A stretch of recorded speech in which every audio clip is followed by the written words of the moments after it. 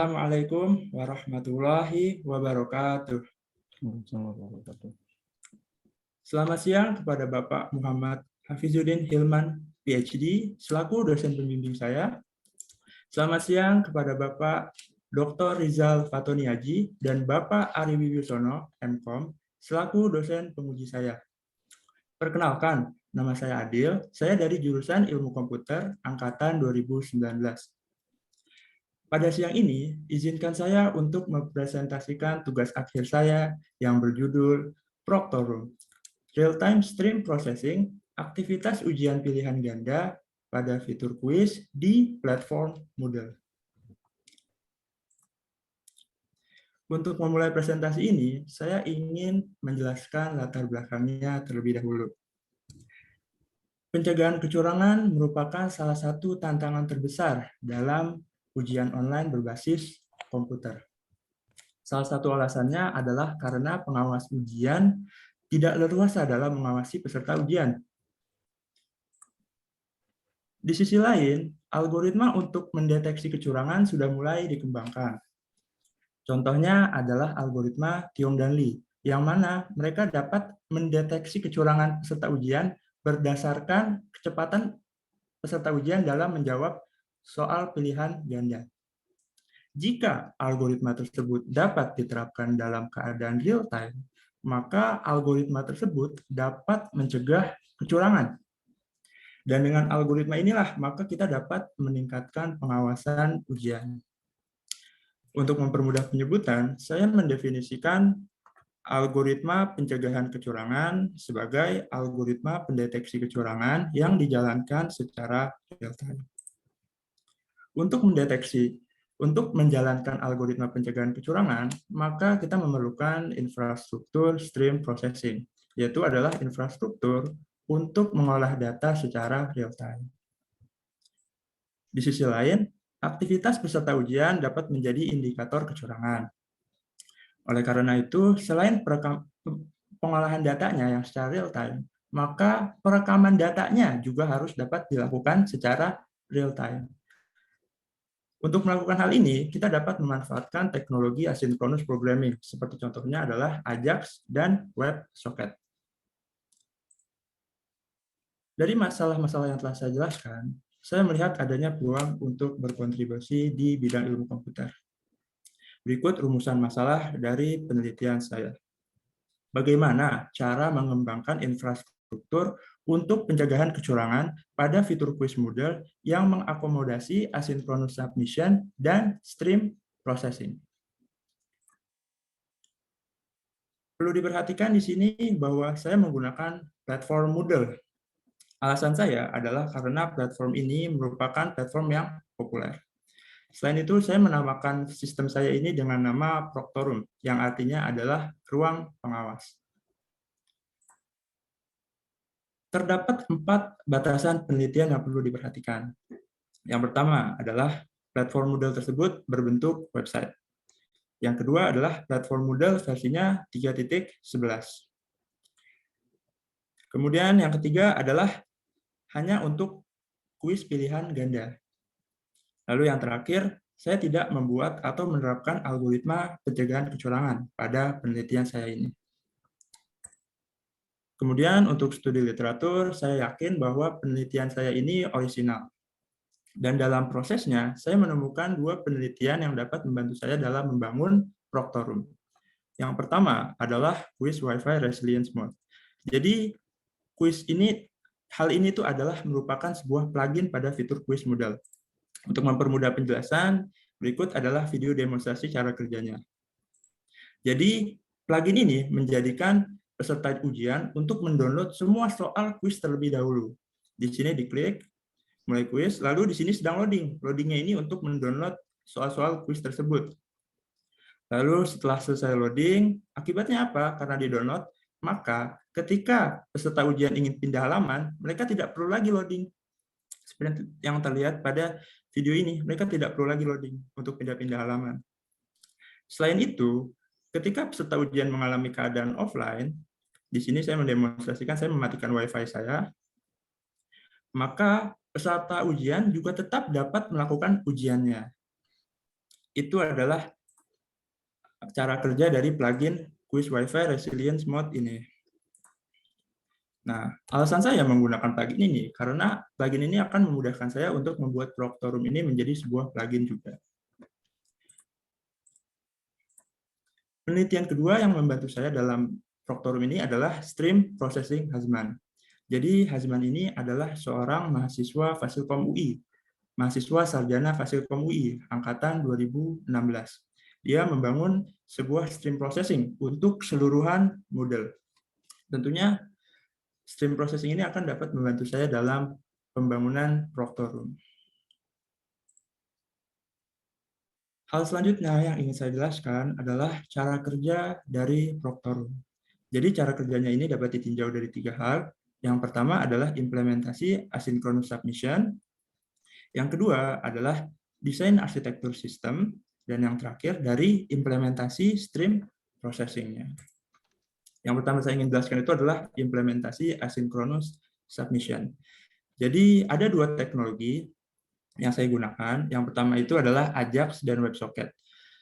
Sebagai pendahuluan mungkin asynchronous submission ini adalah pengiriman data dari klien ke server secara asinkronus. Seperti yang saya telah jelaskan sebelumnya, jadi teknologi ini digunakan untuk merekam data aktivitas peserta ujian secara real time, merekam aktivitas ujian. Untuk teknologi Ajax, saya gunakan untuk merekam 4 aktivitas. Yang pertama itu adalah mengklik pilihan jawaban. Yang kedua adalah mengklik flag soal. Yang ketiga untuk mengklik clear my choice soal. Dan yang terakhir yaitu adalah mengklik navigasi pindah halaman ujian. Sedangkan untuk teknologi WebSocket, saya gunakan hanya untuk 1 aktivitas saja yang hanya direkam, yaitu adalah untuk mengetahui keadaan online atau offline. Hal berikutnya yang ingin saya jelaskan adalah desain arsitektur sistem. Jadi sebenarnya model ini untuk penilaian jawaban masih normal saja. Dia masih mengirim secara sinkronus, lalu dikirim ke database, dan selanjutnya. Yang saya tambahkan di sini, yaitu adalah fitur-fitur asynchronous submission yang tadi saya jelaskan. Jadi untuk teknologi Ajax tersebut nanti dikirimkan ke backend-nya, begitu juga dengan WebSocket. Perlu diperhatikan di sini bahwa untuk Ajax dia langsung dikirimkan ke backend Moodle, sedangkan WebSocket dia dikirimkan dulu ke backend yang saya buat dengan framework Ratchet. Kenapa harus dipisah antara WebSocket dan Ajax? Jadi ternyata Moodle ini tidak bisa menerima sambungan WebSocket. Oleh karena itu saya harus membuat aplikasi baru untuk menerima sambungan WebSocket tersebut. Setelah mendapatkan data dari backend, maka backend mengirimkannya ke sebuah database table yang saya beri nama dengan asynchronous. Setelah masuk ke database table ini, maka streaming process melakukan chain data capture pada database. Hal berikutnya yang ingin saya jelaskan adalah implementasi stream processing. Jadi PostgreSDB di sini adalah database. Ini merupakan PostgreSQL. Kemudian DBasium melakukan chain data capture kepada PostgreSQL. Kemudian DBasium mengirimkan data tersebut ke Apache Kafka, yaitu sebuah message queue. Kemudian Apache Kafka mengirimkannya ke Flink cluster di Apache Flink. Di Apache Flink inilah sebenarnya pengolahan data terjadi.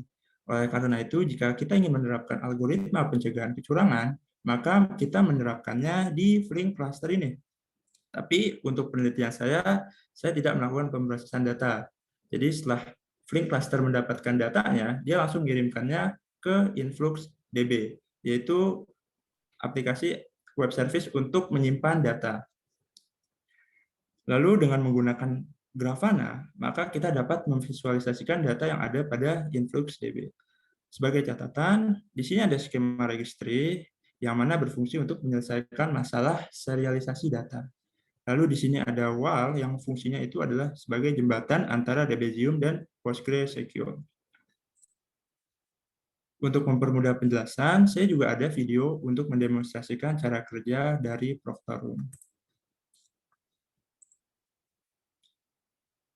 Jadi seperti ini. Jadi saya ceritanya sedang ada di halaman kuis Moodle.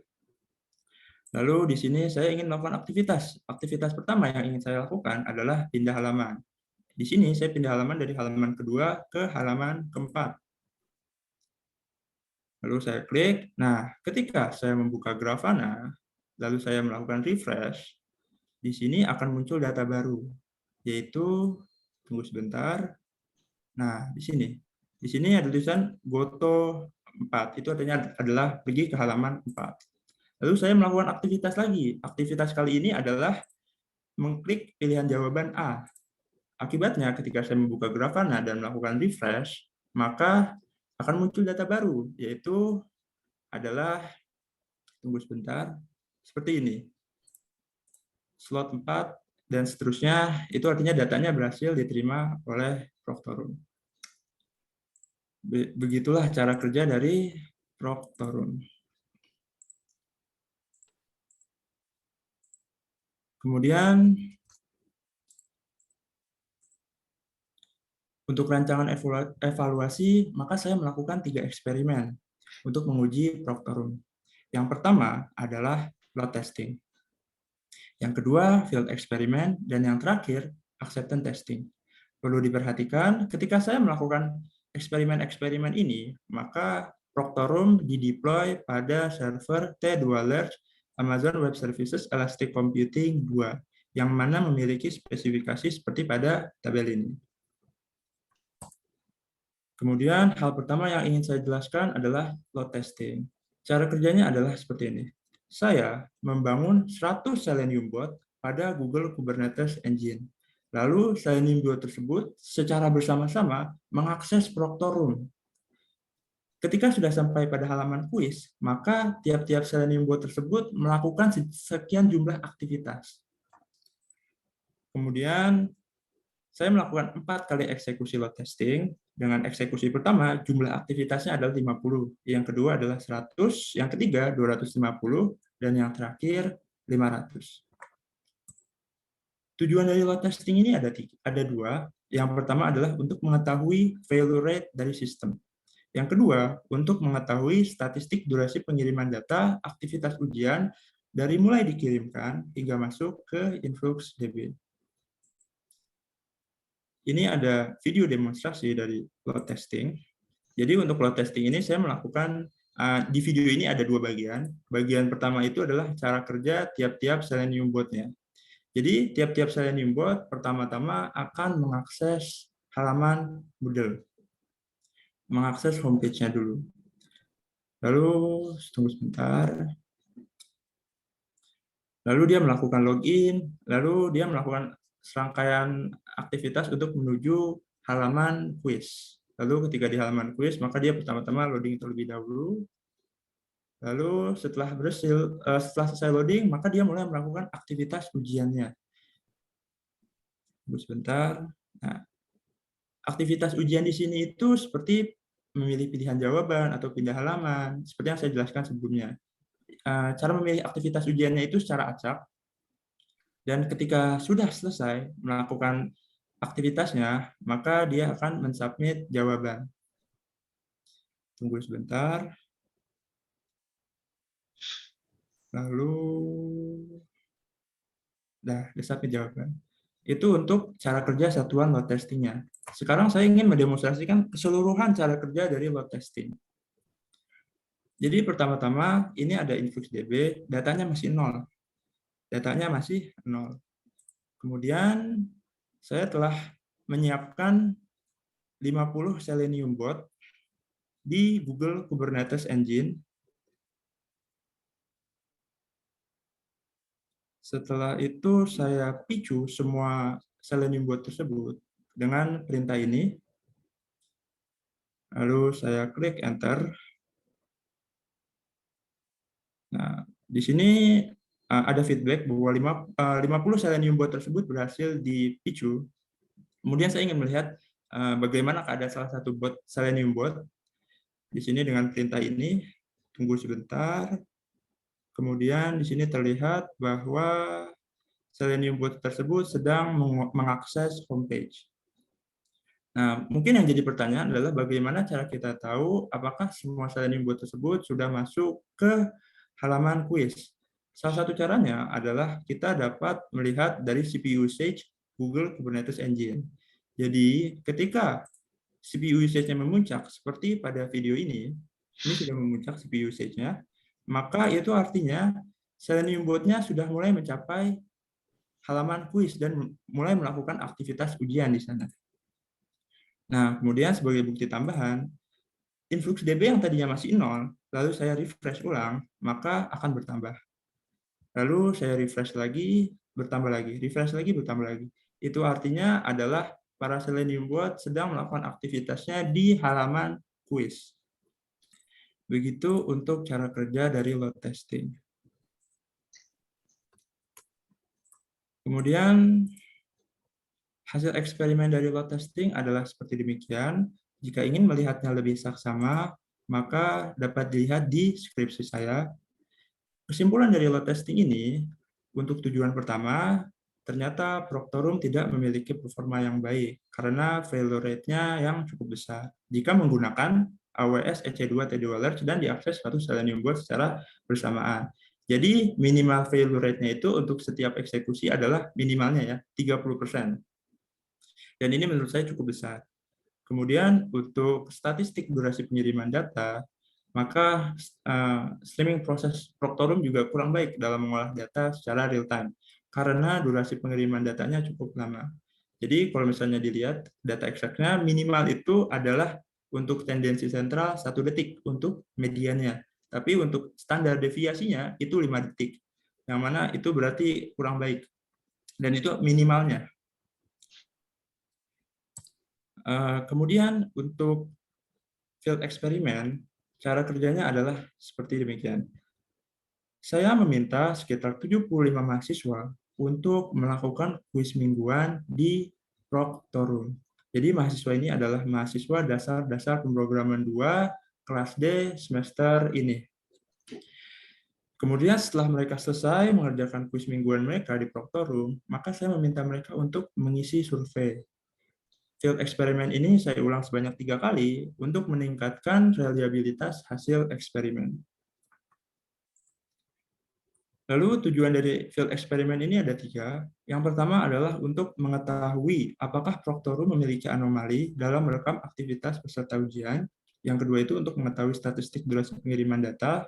Dan yang ketiga untuk mengetahui apakah Proctorum memiliki anomali dalam menilai jawaban peserta ujian. Lalu berikut adalah hasil eksperimen dari field eksperimen. Untuk melihatnya lebih saksama bisa dilihat di skripsi saya. Kesimpulan dari field eksperimen untuk tujuan yang pertama, ternyata Proctorum sayangnya masih memiliki bug dalam perekaman aktivitas peserta ujian. Bug-nya itu seperti pada tabel ini, jadi beberapa data ada yang diulang, ada yang dikirim berulang kali. Kemudian juga peserta ujian tersebut mengalami online dan offline secara terus-menerus. Untuk tujuan yang kedua, ternyata perhitungan durasi pengirim datanya tidak valid, karena clock komputer peserta ujian ada yang berbeda dengan clock milik server. Di sini buktinya adalah ternyata durasi pengiriman paling minimalnya itu adalah negatif 20 detik, minus 20 detik. Nah, durasi pengiriman itu nggak mungkin negatif nilainya. Oleh karena itu, saya menyimpulkan demikian. Untuk tujuan yang ketiga, alhamdulillah Proctorum dapat menilai jawaban peserta ujian dengan baik. Lalu eksperimen yang terakhir yaitu acceptance testing, maka cara kerjanya itu adalah saya merupakan salah satu pertanyaan survei pada field eksperimen.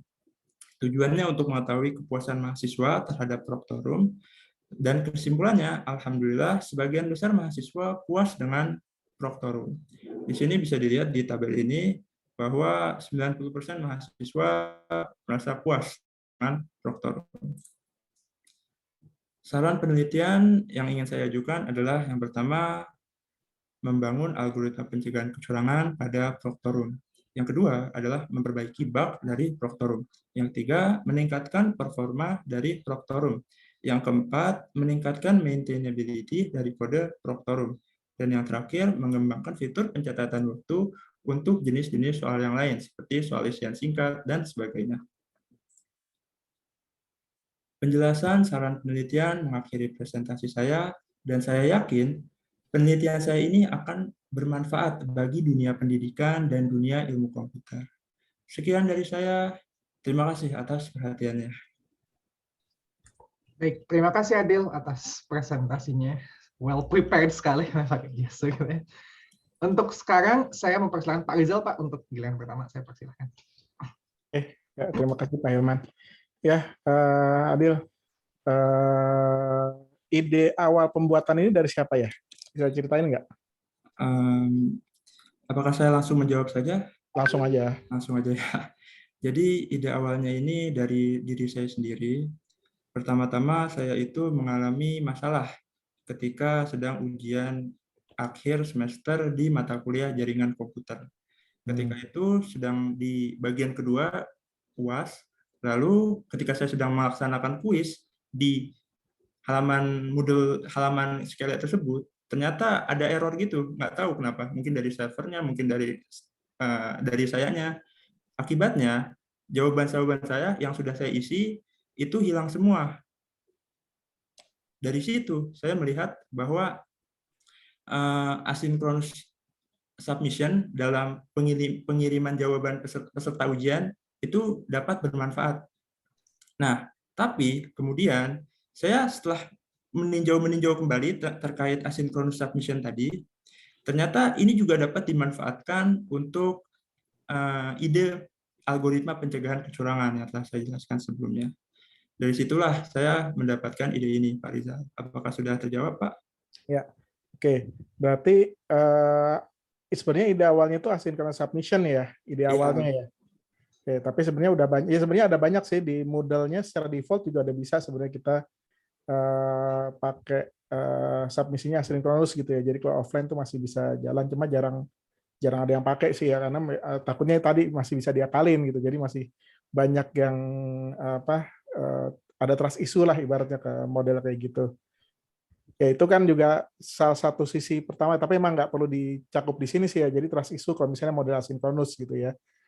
Walaupun secara ya sama aja kayak misalnya kita pemilu mau online apa enggak gitu ya. Secara teknologi udah siap, tapi kan banyak yang nggak percaya gitu ya. Nah begitu juga dengan model-model asynchronous seperti ini. Oke, terus ini kok kepala saya doang yang muncul ya, ya nggak apa-apa lah. Oke, terus yang selanjutnya kan tadi ingin buat ini ya, mendeteksi kecurangan gitu ya. Iya. Nah, mendeteksinya tuh dari mana?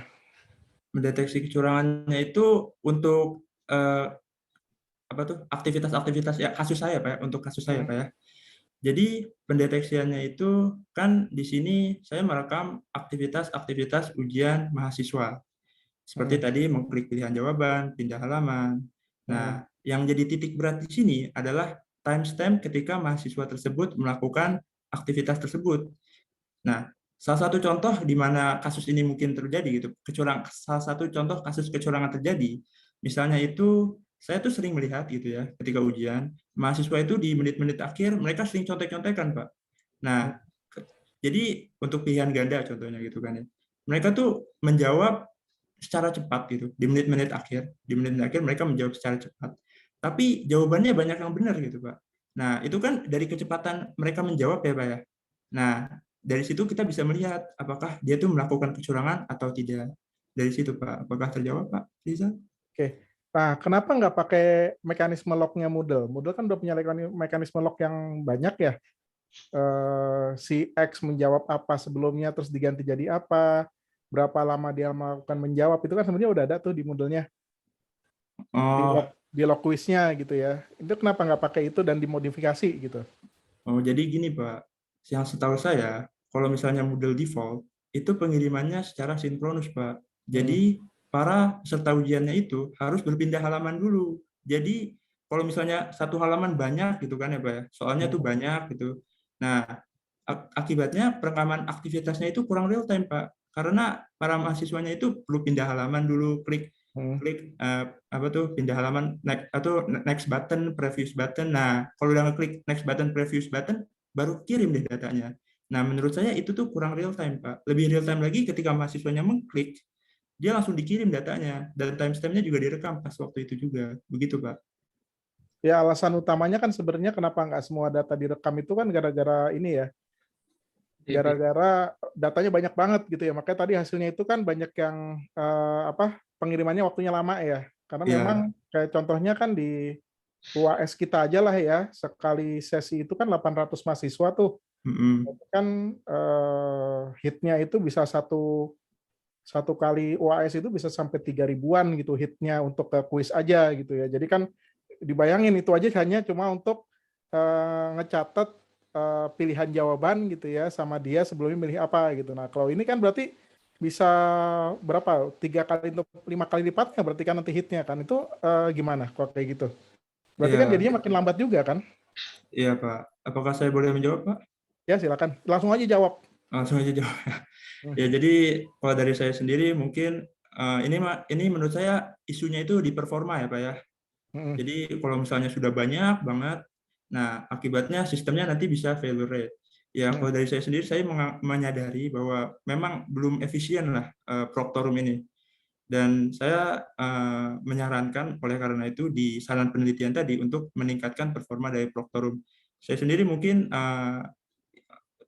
masih belum ada ide gitu ya Pak ya, untuk gimana bisa nge-stream 3.000 mahasiswa dengan aktivitas-aktivitasnya dan lalu failure rate-nya masih besar 90% dan seterusnya. Itu saya juga belum kepikiran Pak, mohon maaf. Mungkin ditingkatin lagi mungkin kapabilitas servernya atau seperti apa mungkin gitu untuk syarat Nah ini. kalau yang sekarang ini yang dibuat Adil yang paling lama di mana gitu? Kan pas lagi tadi test load kan bisa kita bisa ngecek tuh. Ini sebenarnya bottleneck-nya di mana sih? Itu ketahuan nggak bottleneck-nya di mana?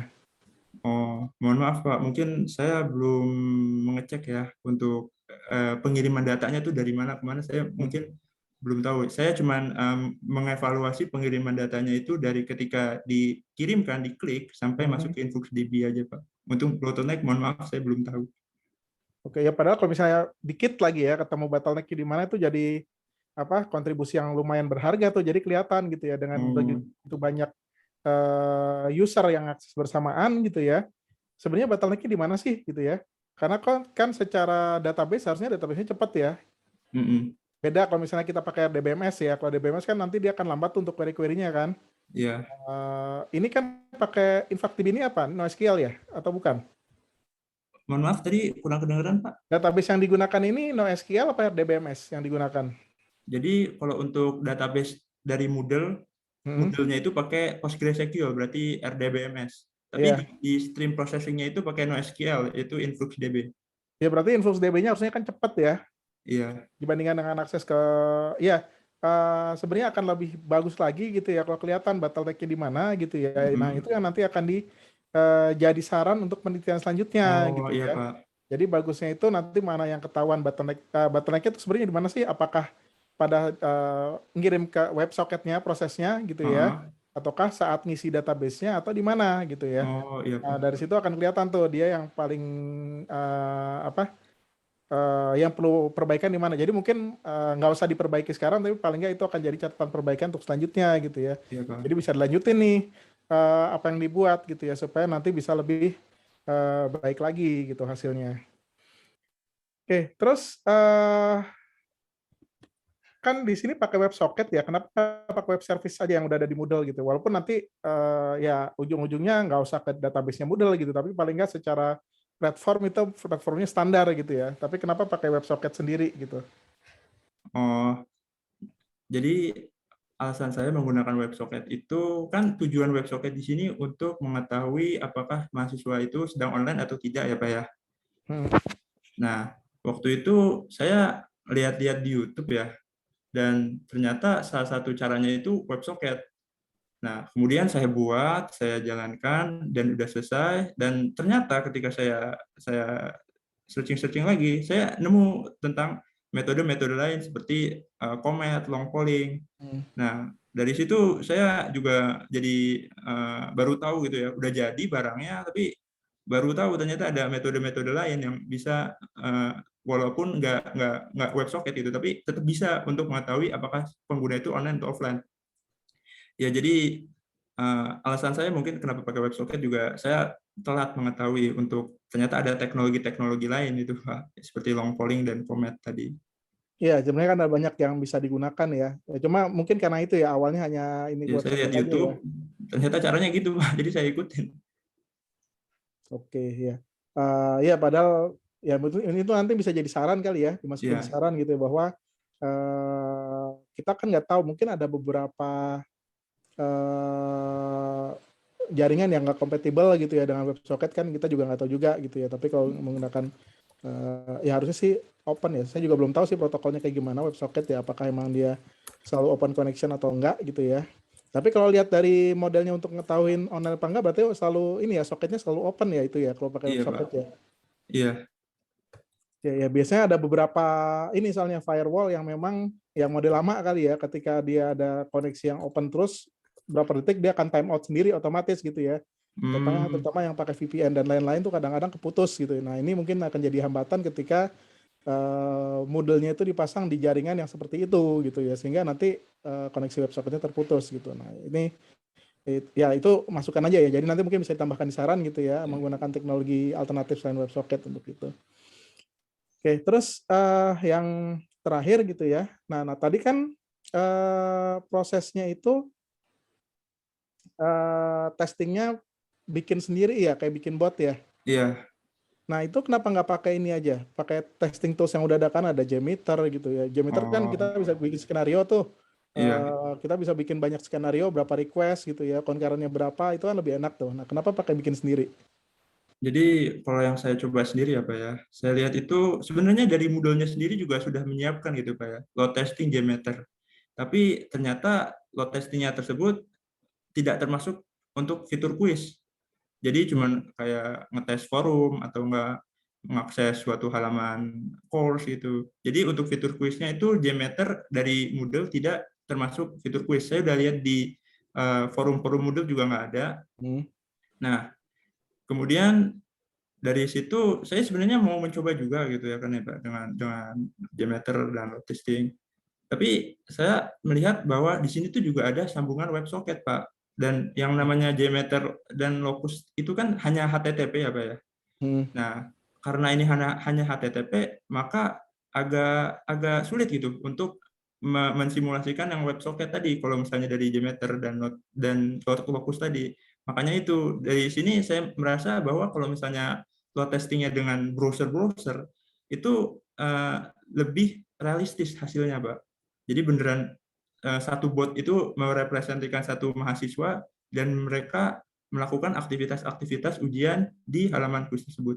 Jadi alasannya itu ada dua. Yang pertama itu karena mungkin sulit ya, mungkin kelihatannya sulit untuk menggunakan JMeter atau Locus karena ada sambungan WebSocket. Dan alasan yang kedua adalah karena menggunakan cara ini lebih realistis, Pak. Begitu, Pak. Oke, ya. Oh ya, terus untuk tulisan di antara rumusan permasalahan gitu ya sama kesimpulan tuh nggak nyambung tuh nanti kalau disambungkan gitu ya. Karena kan sebenarnya problemnya tadi udah diceritakan ya, dan di kesimpulan itu hasilnya adalah hasil tesnya dari Proctorum gitu ya. Jadi mungkin nanti bisa disambungkan misalnya pertanyaan penelitiannya atau rumusan masalahnya mekanisme seperti apa yang dibutuhkan gitu ya. Nanti jawabannya itu mekanismenya adalah apa. Kalau di situ ditanyanya infrastruktur apa yang dibutuhkan itu berarti kan nanti kalau kaitannya sama infrastruktur semuanya tuh nanti kira-kira butuh komputernya berapa, servernya berapa kuat gitu ya. Perlu ada arsitekturnya seperti apa gitu. Jadi ini supaya disambungkan aja antara rumusan masalah dengan kesimpulan gitu. Karena yang dibuat kelihatannya itu masih nggak nyambung. Ya itu aja sih dari saya, Pak Hilman. Terima kasih Oke. Adel. Mohon maaf Pak Riza, boleh Ya, saya mengulang feedback dari Bapak? ya, Jadi yang pertama itu menambahkan di saran penelitian mencari bottleneck durasi pengiriman data yang pertama. ya.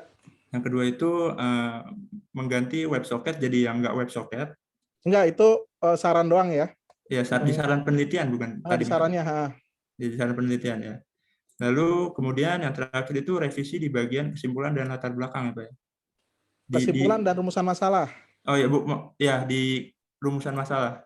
Ya, Oke Pak. Baik, terima kasih Pak Rizal ya. atas masukannya. Sama-sama. Baik, silakan Pak Ari berikutnya. Ya, terima kasih Mas Hilman. Ya, jadi berdasarkan apa yang saya paham mengenai ini, tadi sudah beberapa kali mungkin dijelaskan oleh Mas Rizal ya, karena ketika kita ujian di Skele itu semua log kita juga disimpan, ngeklik apa aja itu disimpan, yang ngebuat Skele itu atau model itu rada lemot. Ya, bisa sih dimatiin, cuman recent activity-nya jadi nggak ada ya Mas Rizal ya. Nah, itu ya kita udah tahu nih problemnya sebenarnya di situ, yaitu akses ke DBMS. Ya. Nah, di sini saya mau meng-highlight dari tujuannya dulu ya. Tujuan dulu sebenarnya untuk namanya juga Proctor Room. Proctor Room itu kan pengawas ya. Iya. Pengawas itu kalau saya jadi pengawas ya pasti bisa tahu anomalinya gitu. Jadi kalau memang pada TA Aulia ini belum bisa mengawasi, sebaiknya nggak usah pakai istilah proktorum. Oh, Analisis aktivitas ujian gitu. Kalau proktor kan istilahnya adalah pengawas. Pengawas itu bisa membedakan mana yang normal, mana yang anomali. Ya misalnya kita ngawas gitu. Nah, tapi kan di sini belum sampai situ kan. Kita masih melancarkan aktivitasnya saja atau merecord aktivitasnya saja. Nah, itu yang pertama dari judul dan pemahaman mengenai proctor room-nya. Kalau kita lihat ini juga TA ini berbasiskan artinya kita ya beberapa tes gitu. Nah, kalau saya melihat tadi malah kalau kita mengambil data atau mengambil data yang sudah ada di aktivitasnya Moodle, saya rasa sih ya jadinya redundant gitu. Moodle sudah masukin di DB-nya. Terus kita dengan WebSocket disuruh ngirim lagi ke di sini Aulia pakai DB juga kan ya? iya. Ke DB juga, masukin ke DB kita. Namun tadi argumennya adalah Aulia pakai yang lebih detail, ya katanya lebih real time, ya bahasanya lebih real time atau lebih detail. Cuman dari permasalahan itu kira-kira untuk pengawas masih pertanyaan mungkin yang sama ya kayak Mas Rizal, dari perspektif pengawas apa yang bisa kita lihat dari hasil record itu, bahwa ini anomali atau itu normal. Apakah saya boleh menjawabnya, Pak Ali? Maksudnya jawab. Oke. Jadi, kalau yang saya pahami, pertanyaan Pak Ari ini adalah bagaimana seorang proktor mengetahui apakah ada anomali atau tidak, gitu ya, Pak ya? Proktor manusia asli, gitu. Bagaimana cara seorang pengawas Manfaat dari manusia? data yang dikumpulkan itu nanti ya tadi kan dikasih tahu timestamp, terus pokoknya semua aktivitas log apa kita klik itu semua disimpan. Nah, Ya. gimana cara bedainnya nih antara? Oh, oke, Pak. Jadi kalau boleh saya ulang pertanyaan Pak Ari itu, jadi bagaimana seorang pengawas manusia mengetahui apakah ada anomali atau tidak dari sistem saya ini, begitu ya, Pak ya? Ya, jadi seperti yang saya jelaskan mungkin mohon maaf saya jelaskan di awal-awal. Jadi yang saya tekankan di sini adalah penggunaan algoritma pencegahan kecurangan pada sistem saya ini, Pak. Jadi mungkin kalau untuk pengawas manusia asli gitu, kemudian melihat sistem saya ini, dia itu nanti mungkin akan diberitahu oleh semacam algoritma, mungkin machine learning, mungkin yang semacamnya. Nah, machine learning inilah yang nanti yang mendeteksi anomalinya, Pak. Jadi pengawas manusia langsung tuh tidak perlu mungkin ya secara yang ada di logika saya. Pengawas manusianya itu nanti cuma perlu notifikasi dari machine learning-nya gitu terkait apakah ada anomali atau tidak. Begitu, Pak. Apakah telah menjawab, Pak Adi? Saya rasa jawabannya bukan itu karena nah karena kan Aulia ini ngebuat sistem buat si machine learning, benar nggak? Iya, benar, Pak. Nah, apakah data-data yang mau masuk ke dalam machine learning itu bisa dilakukan oleh machine learning atau enggak nih? Kalau itu mungkin machine learning-nya harus menyesuaikan dengan data-data yang saya masukin nanti. Mungkin nanti saya kalau misalnya beneran gitu ya Pak, ada orang yang mau buat machine learning di Proctorum di sistem saya ini, mungkin saya dari situ bisa kolaborasi itu, ngobrol-ngobrol dengan orang tersebut, dan lalu saling menyesuaikan bagaimana data-data tersebut agar dapat diolah oleh si machine learning tersebut. Di sini mungkin dari timestamp-nya gitu ya, dari timestamp-nya, kemudian dari aktivitas ujiannya, dari apa yang dilakukan peserta ujian. Nah, dari situ mungkin si machine learning dari situ ya, dari timestamp lah, minimal timestamp dan apa itu. Mungkin dari situ bisa, Pak. Saya belum mencoba langsung sih, terus terang aja. Hanya saya rasa data-data ini bisa relevan lah untuk diolah data oleh machine learning. Begitu, Pak. Ya, saya rasa sih untuk tahu data yang memang kita perlu rancangan yang utuh ya. Maksudnya data itu kan udah ada di full report recent activity dari Moodle. Terus Aulia coba untuk melakukan gathering data yang lebih real time lagi. Nah, sekarang mungkin kan kita harus tahu bahwa yang nanti dipakai machine learning itu apa yang mau dikuantifikasi dari data itu. Ya memang itu bukan ruang lingkupnya Aulia, tapi pemilihan parameter atau data yang disediakan oleh Aulia ya memang harus bisa memenuhi machine learning itu. Oleh karena itu mungkin yang saya tanyakan itu sebenarnya. Misalnya saya ngelihat tadi apa tiba-tiba dia bisa mengisi soal dalam waktu yang singkat. Nah, itu bisa aja dia udah memang sudah atau merubah semua jawabannya dalam waktu yang singkat. Kayak tadi Aulia bilang dalam waktu terakhir atau menjelang akhir ujian mulai banyak apa anomali-anomali. Nah, hal-hal yang seperti itu sebenarnya yang saya tanyakan gitu. Nah, apa saja tuh kira-kira yang memang dari data Aulia bisa menentukan gitu bahwa dia itu anomali atau tidak. Nggak usah sampai machine learning ya, tapi paling nggak Aulia tahu bahwa anomalinya itu kayak gimana, yang normal kayak gimana gitu. Gimana Aulia? Yang normal kayak gimana, yang anomali kayak gimana? Oh, oke. Karena kan yang nyediain data ini prinsipnya adalah Aulia. Kalau di data science ya Aulia ini sebagai yang memproses data masuk ke dalam machine learning. Nah, otomatis kan harus tahu juga nanti yang diperluin oleh si machine learning apa. Oke, Pak. Saya izin menjawab pertanyaan Pak Ari ya. Jadi pertanyaannya itu adalah bagaimana si machine learning itu tahu apakah benar gitu anomali-anomali data yang di menit akhir itu beneran anomali atau enggak gitu kan ya, Pak ya? Enggak, sebenarnya lebih ke Aulia-nya. Nah, Aulia menjustifikasi machine learning itu bisa, ya gimana gitu artinya si machine learning itu bisa. Saya sebenarnya pernah baca ya, Pak ya, tadi kan di awal-awal saya sempat menyebutkan ada algoritma yang dibangun oleh Tiong dan Lee, dan dia itu mendeteksi kecurangan ujian berdasarkan kecepatan peserta ujian dalam menjawab pilihan ganda ya, Pak ya. Yang dari situ sih sebenarnya sih masih belum real time mungkin pendeteksiannya. Dan kemudian bisa tuh dari durasinya itu kelihatan gitu Pak.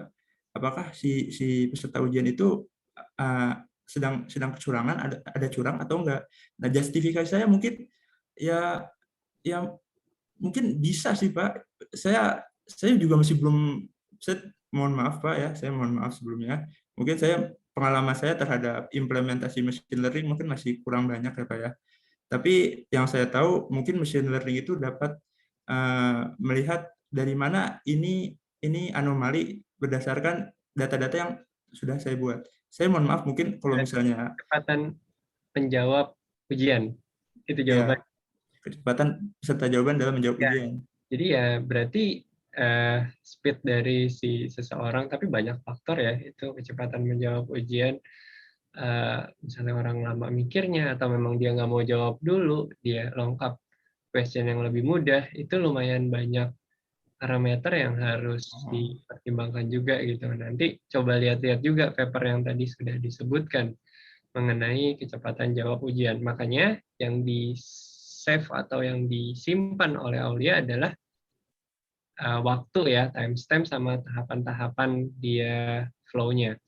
Nah, dari sisi itu ya, dari sisi pengolahannya, nah saya rasa kan di sini Aulia menggunakan WebSocket, terus ada Ratchet juga di situ. Nah, berarti ketika misalnya gini, kalau Aulia ujian gitu, yang dipantau oleh pengawas apanya nih?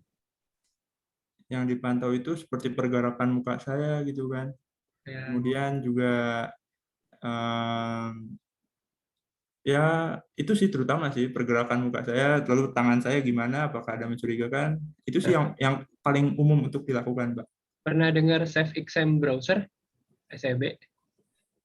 Apa tadi, Pak? Safe Exam Browser. Safe Exam Browser, Itu em, saya sih kayaknya belum pernah dengar sih, Pak. Kenapa ya, Pak? ya jadi itu salah satu software yang melimitasi kita untuk membuka halaman web yang lain selain dari misalnya kita diarahkan ke model Scale, ya udah yang bisa kita buka adalah model Scale atau halaman quiz itu saja. Jadi dia nggak bisa aktivitas kemana-mana, gitu. Ya dia aktivitasnya hanya di modul quiz itu saja. Bahkan kita nggak bisa, ya pasti ada kamera ya, dari kamera itu, jadi dia dilimitasi hanya untuk mengakses halaman quiz itu saja. Jadi ketika exam selesai, baru save exam browser-nya itu mati, benar-benar ke disable desktop kita. Nah itu sebenarnya kan yang pertama, kecurangan itu kan kita misalnya buka tab yang lain atau buka googling gitu jawaban gitu kan, itu salah satu cara yang dilakukan oleh mahasiswa untuk melakukan kecurangan. Nah itu bisa dihindari dengan save exam browser. Kalau saya kok malah berpikir aktivitas yang direcord itu malah aktivitas dari kliennya, gitu. Ngerti kan maksud saya? Bukan jadi kan udah direcord nih punyanya si siapa?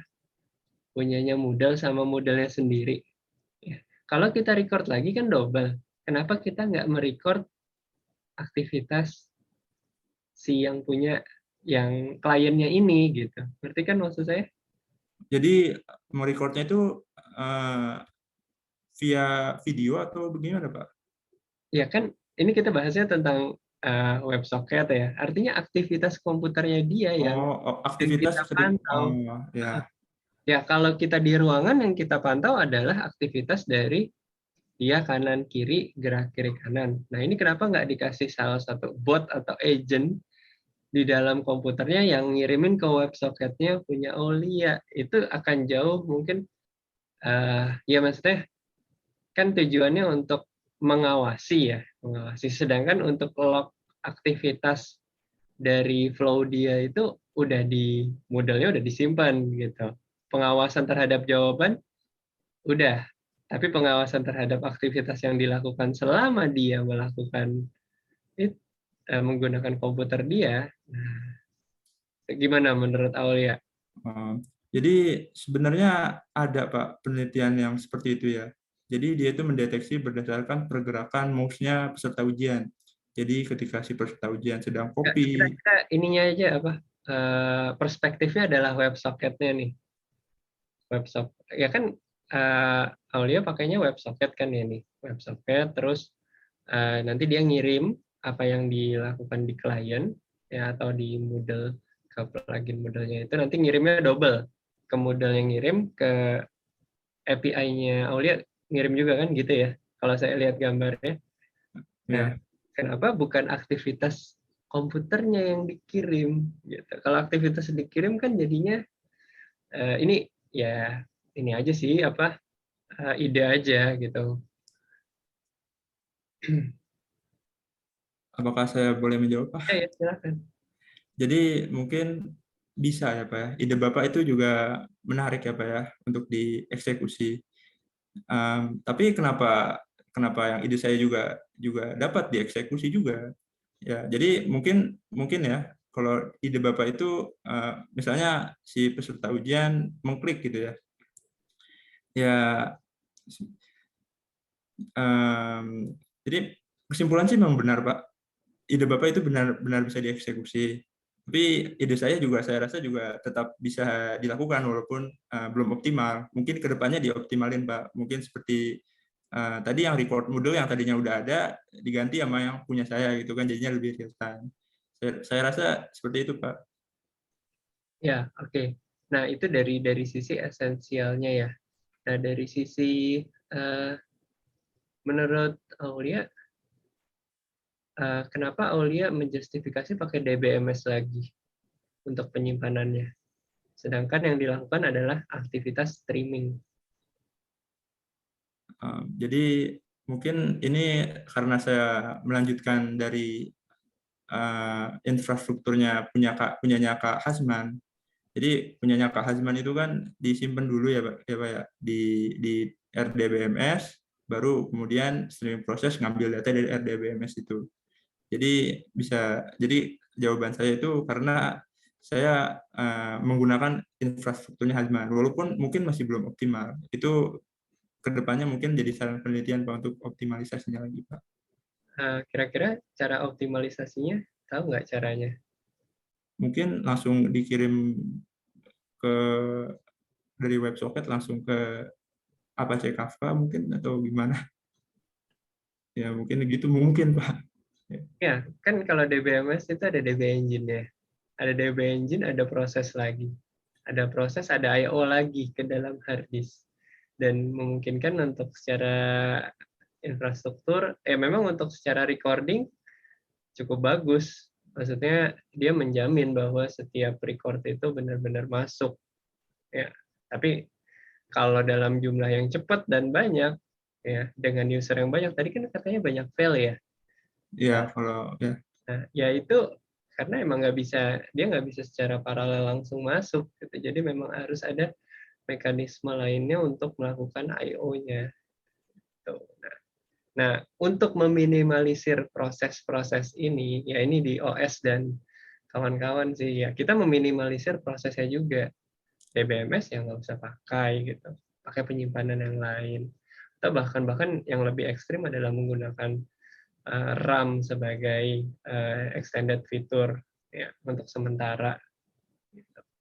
Ya memang volatil, tapi di Linux itu kita bisa memaksimalkan itu. Ya, mungkin itu dulu dari saya, Mas Hilman dan Pak Rizal. Mohon maaf Pak Ari, boleh saya sebutkan dulu feedback dari Pak Ari? Oh ya, silakan. Jadi kalau feedback dari Pak Ari itu pertama adalah saran penelitian itu merekam juga yang kayak aktivitas peserta ujian yang seperti pergerakan mouse dan lain sebagainya gitu ya Pak ya? Enggak, sebenarnya itu bukan pergerakan mouse sih. Saya kan tadi ini misalnya dia googling kemana, itu ya aktivitas dia googlingnya ke apa yang dia cari di Google kan itu dia kirim, nah, kita record ke tempat kita. Oh, jadi kayak Soalnya soalnya tentang apa yang dimaksud dengan infrastruktur teknologi, terus dia nyari infrastruktur teknologi di Google, ya berarti kan cheating kan, gitu maksudnya. Oh, seperti itu ya Pak ya? Nah, jadi Jadi nggak terlalu sama aktivitas mouse gitu, enggak, bukan. Esensialnya kan di sini adalah web dan aktivitas ujian menggunakan internet itu yang gitu. jadi lebih merekam lagi aktivitasnya seperti kayak ngecek Google gitu ya Pak ya? Ngecek browsernya, Ngecek browser gitu. yang dicari di browser itu apa aja selain ngerjain ujian kita. Sebenarnya ya itu adalah sisi mekanisme recording model udah difasilitasi sama log model. Tapi sisi recording aktivitas dia di browser itu, atau mungkin ada plugin ya Mas Rizal ya yang dimiliki Moodle ya yang langsung nge-disable browser ya? Biasanya sih enggak, dia pakai SCB juga kalau nggak salah. Oh, pakai SCB. Jadi dia pakai SCB. Tapi emang ide untuk merekam aktivitas klien itu lumayan kan, ada banyak cara ya, kita bisa tanam bot tuh di sininya gitu ya. Atau kita juga bisa pakai, kalau cuma sebatas areanya browser kan bisa pakai JavaScript ya, ngambil window parent terus kemana-mana lagi gitu ya. Setting browser juga sih, itu juga bisa seperti itu gitu. Jadi ada berbagai macam cara yang bisa digunakan untuk untuk itu gitu ya. Kalau pakai ya itu, atau bikin browser khusus atau ya model kayak SCB jadinya. Sehingga dari SCB itu bisa narik environment-nya Windows-nya tuh task-nya lagi apa aja yang jalan. Kan itu yang biasanya dipakai sama aplikasi Proctor, kayak misalnya kita ujian ini kan, Cisco atau apa kan modelnya kayak gitu tuh, dia narik task manajernya itu ada apa aja sih yang jalan gitu ya, terus ada program apa aja yang lagi jalan tuh yang di ini gitu. Itu mungkin maksud Pak Ari kan ya? Iya, maksud saya seperti itu. Gitu Aulia. Jadi ya memang yang dilakukan Aulia sudah cukup, cuman source datanya kalau ke arah sana mungkin bisa berkontribusi ya, karena supaya nggak terlalu redundant. Tapi nggak usah dilakuin, ini cuman ini aja. Itu yang pertama. Yang kedua itu terkait optimalisasi dari streaming processing ini. Jadi mungkin tadi menggunakan RAM ya Pak tadi ya Pak ya? Ya, itu ekstrimnya, tapi mungkin ada yang lebih elegan lagi. Apakah penggunaan yang lain, penggunaan yang biasa buat IoT itu biasanya kan dia tipe-tipe streaming, nge-save-nya dia nggak pakai DBMS. Wah, kalau nge-save DBMS nggak masuk datanya. Nggak kuat itunya. Entah NoSQL atau apa gitu. Oh, oke. Jadi itu salah satu alternatif ya Pak ya, yang tadi menggunakan RAM itu ya Pak ya. Hanya 2 itu Pak, atau ada lagi? Ya, nanti coba dicari lagi ya selain itu. Oh, ya, Pak. Oke Pak. Terima kasih atas masukannya Pak Ari. Itu saja dari saya, Mas Hilman dan Mas Rizal. Baik, terima kasih Pak Rizal dan Pak Ari. Saya taruh Adil di waiting room dulu ya, Adil ya. Ya Pak.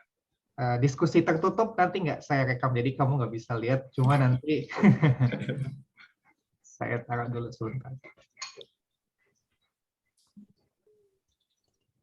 Oke, sebentar. Saya stop dulu. Baik, Adil. Kok hilang badannya? Setelah diskusi dengan para penguji, ya saya menyatakan selamat Adil, lulus. Alhamdulillah. Alhamdulillah, terima kasih Pak. Ya, pekerjaan kamu sudah cukup banyak. Nanti revisi akan ada, hadir langsung di sidang. Cuma mungkin kalau untuk sekarang, tadi kami sudah berdiskusi juga, kamu sudah menyampaikan ke saya kan ingin mempublikasi hasil skripsi ini, begitu ya. Mungkin bisa mengejar satu aspek aja, Dil, yang tadi failure rate aja, itu dulu yang dikejar. Nurunin failure rate, ketahuan ada di mana bottleneck-nya, tadi yang Pak Rizal sempat sampaikan, dan diturunin supaya ya mungkin acceptable failure rate gitu ya. Itu menurut kami sudah akan menjadi kontribusi yang cukup baik begitu kalau memang ingin dipublikasikan. Nanti hal-hal lain yang tadi seperti Pak Ari sampaikan, mencatat aktivitas browser, itu masukkan ke dalam future work, either di skripsi kamu atau nanti di publikasi kamu, dan nanti kalau dikerjain sama adik kelas kamu itu akan bisa membantu begitu guidelines. Ya, itu saja. Mungkin Adil ada yang mau disampaikan? Ya, 5 menit lah gitu. Ya, dari saya sendiri, saya ingin mengucapkan terima kasih banyak kepada Bapak dosen di sini, terutama kepada Pak Hilman, selaku dosen bimbing. Beliau sudah membantu saya dari liburan semester 3, 4, atau 4, 5, ya sekitar 2 liburan yang lalu. Nah, itu saya terima kasih banyak kepada Pak Hilman. Udah mau menerima saya gitu, kaget juga, padahal masih maba-maba gitu, masih awal-awal gitu, tapi mau aja diterima. Ya udah, itu saya sangat bersyukur di situ. Kemudian pada Pak Rizal dan Pak Ari, terima kasih sudah mau menjadikan dosen penguji untuk saya. Saya juga mendapatkan ilmu baru terkait tadi mencari bottleneck atau seperti melihat lebih lagi bagaimana bakal diimplementasikan oleh machine learning-nya dan semacamnya. Dari saya itu saja mungkin. Yang terakhir sekali lagi terima kasih banyak. Ya, selamat ya. Ya, Pak. Udah lulus deh. Ya, insya Allah. Ini 3 tahun Pak Rizal, Pak Ari. 3 tahun. Ya. Tapi kalau sama tahun sebelumnya ditambah ya 40. Iya, itu kan jangan dihitung. 22 juga umurnya. Baiklah kalau begitu, Mbak Buana terima kasih banyak sudah menemani. Nanti saya dan Pak Ari dan Pak Rizal setengah jam lagi istirahat. Setengah jam lagi ya. Setengah jam lagi. Juga ini ya, enggak. Kenapa? Linknya beda ya. Linknya sama, Pak. Oh, linknya sama. Link ini Iya. juga. Ya udah. Atau gimana Pak Ari, Pak Rizal mau 15 Lanjut menit nggak apa-apa sih. Kalau saya lanjut Gitu. nggak apa-apa. Ya udah saya panggil dulu si Jovi kalau gitu ya. Soalnya dia belum Ya Adil, terima kasih kamu sudah boleh Pak. keluar. Ini kita Assalamualaikum. akan buat usaha. Tapi nanti recordingnya kepisah kan ya? Ini Oh dia. iya, iya,